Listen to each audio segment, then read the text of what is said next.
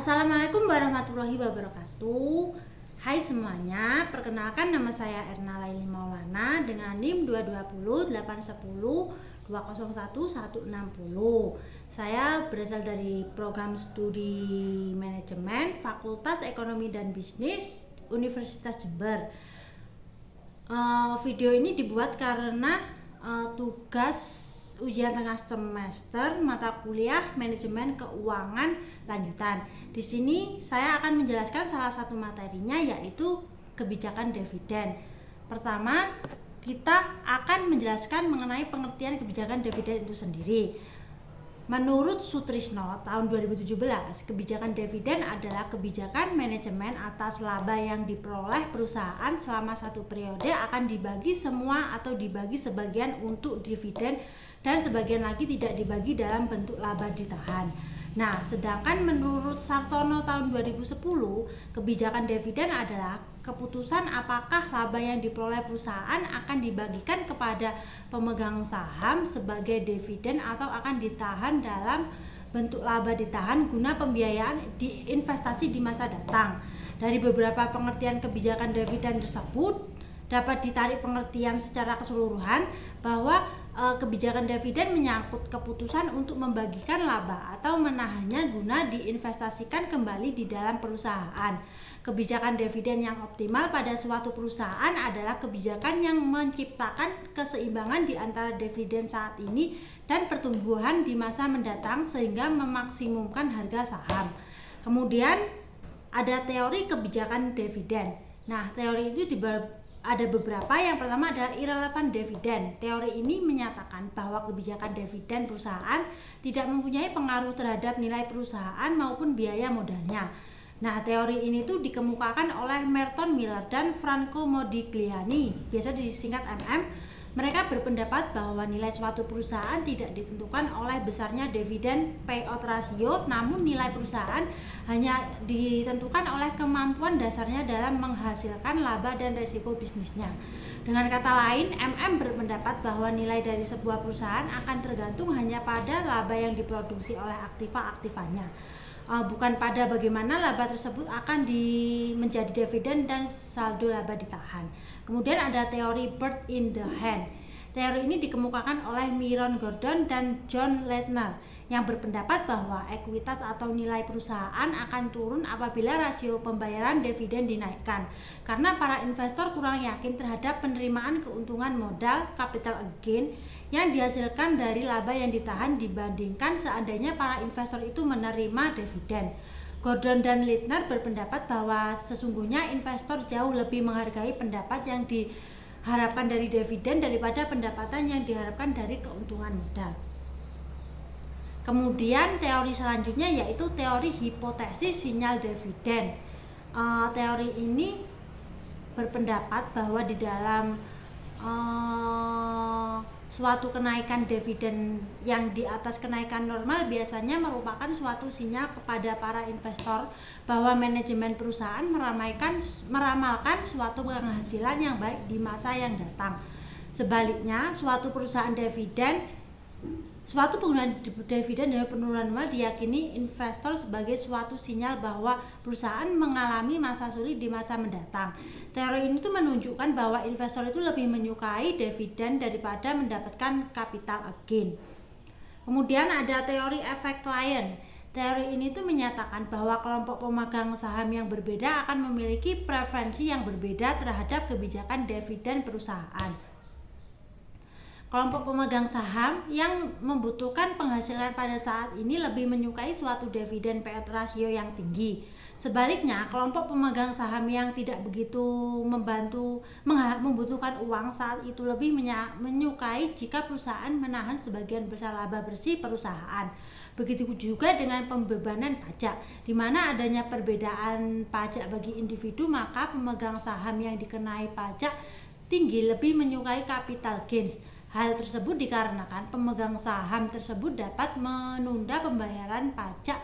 Kelompok ini lebih senang berusaha membagi dividen yang kecil. Sebaliknya, kelompok yang pemegang sahamnya dikenai pajak relatif ringan cenderung menyukai dividen yang besar. Kemudian ada faktor-faktor yang mempengaruhi kebijakan dividen. Yang pertama yaitu posisi likuiditas perusahaan. Likuiditas perusahaan sangat besar pengaruhnya terhadap investasi perusahaan dan kebijakan pemenuhan kebutuhan dana. Dividen bagi perusahaan merupakan kas keluar, maka semakin besar posisi kas dan likuiditas perusahaan secara keseluruhan, akan semakin besar kemampuan perusahaan untuk membayar dividen. Kebutuhan dana untuk membayar hutang apabila perusahaan mengambil hutang untuk membiayai ekspansi atau untuk mengganti jenis pembiayaan yang lain. Perusahaan tersebut menghadapi dua pilihan. Yang pertama itu perusahaan membiayai hutang itu pada saat jatuh tempo atau menggantikannya dengan jenis surat berharga yang lain. Jika keputusannya membayar hutang tersebut, maka biasanya perlu untuk menahan laba. Kemudian yang kedua itu adalah kemampuan untuk meminjam. Apabila perusahaan mempunyai kemampuan yang tinggi untuk mendapatkan pinjaman, maka hal ini juga merupakan fleksibilitas keuangan yang tinggi sehingga kemampuan untuk membayar dividen juga tinggi. Jika perusahaan memerlukan pendanaan melalui hutang, maka manajemen tidak perlu mengkhawatirkan pengaruh dividen kas terhadap likuiditas. Kemudian yang tiga adalah tingkat ekspansi aktiva. Semakin cepat suatu perusahaan berkembang, semakin besar kebutuhannya untuk membiayai ekspansi aktivanya. Perusahaan itu cenderung untuk menahan laba daripada membayarkannya dalam bentuk dividen. Kemudian yang keempat, stabilitas laba. Suatu perusahaan yang mempunyai laba stabil seringkali dapat memperkirakan berapa besar laba di masa yang akan datang. Perusahaan seperti ini biasanya cenderung membayarkan dividen payout ratio yang tinggi daripada perusahaan yang labanya itu berfluktuasi. Dividen yang lebih rendah akan lebih mudah untuk dibayar apabila laba menurun pada masa yang akan datang. Kelima, tingkat pertumbuhan perusahaan. Makin cepat tingkat pertumbuhan suatu perusahaan, makin besar kebutuhan akan dana untuk membiayai pertumbuhan perusahaan tersebut. Dan juga makin besar kebutuhan dana untuk waktu mendatang untuk membiayai pertumbuhannya. Perusahaan tersebut biasanya lebih senang untuk menahan earningnya daripada dibayarkan sebagai dividen kepada para pemegang saham dengan mengingat batasan-batasan biayanya. Dengan demikian, dapatlah dikatakan bahwa makin cepat tingkat pertumbuhan perusahaan, makin besar dana yang dibutuhkan. Makin besar kesempatan untuk memperoleh keuntungan, makin besar pula bagian dari pendapatan yang ditahan di dalam perusahaan. Yang ini berarti makin rendah dividen payout rasionya apabila perusahaan telah mencapai tingkat pertumbuhan sedemikian rupa sehingga perusahaan telah well established, di mana kebutuhan dananya dapat dipenuhi dengan dana yang berasal dari pasar modal atau sumber dana eksternal lainnya, maka keadaannya adalah berbeda. Kemudian adalah kebijakan pembiayaan dividen. Terdapat 3 cara dalam kebijakan pembiayaan dividen, yaitu yang pertama itu adalah stok dividen. Stok dividen sendiri adalah dividen yang dibayar dalam bentuk lembar saham sehingga jumlah saham beredar akan meningkat sejumlah dividen saham. Perusahaan memberi stok dividen dikarenakan tidak cukup uang kas pada periode tertentu tersebut. Misalnya perusahaan mengumumkan 5% stok dividen, maka satu stok dividen itu untuk tiap 20 lembar saham yang dimiliki. Bila perusahaan memiliki 100.000 lembar saham, maka akan ada kenaikan 5.000 lembar saham dari hasil stok dividen. Stok dividen ini juga akan mengurangi harga saham, tetapi tidak ada pajak perorangan seperti yang ada di cash dividen. Tipe-tipe dividen mempunyai kelebihan dan kekurangan. Uang kas diterima dari cash dividen dapat dinikmati dan dirasakan seketika serta dapat diinvestasikan dalam bentuk lain, tetapi cash dividen ini terkena pajak penghasilan perorangan. Sedangkan stok dividen mempunyai kelebihan tidak perlu membayar pajak, menikmati peningkatan nilai saham yang luar biasa dan ikatan emosional dengan perusahaan karena merasa sebagai pemilik. Yuk berinvestasi saham supaya memperoleh dividen. Kemudian yang kedua adalah pemecah stock split. Stock split merupakan aksi korporasi memecah nominal harga saham sesuai rasio tertentu. Stock split menyebabkan harga saham per lembar menjadi lebih murah dan bertransaksi akan semakin aktif. Adanya aksi korporasi dalam bentuk stock split ini mampu menarik investor lebih menjadi banyak, terutama investor retail. Emiten yang melakukan stock split biasanya merupakan emiten yang memiliki fundamental tapi harga sahamnya telah menjadi titik tertinggi. Contoh saja, emiten yang berencana melakukan stock split itu adalah Bank Sentral Asia Tbk.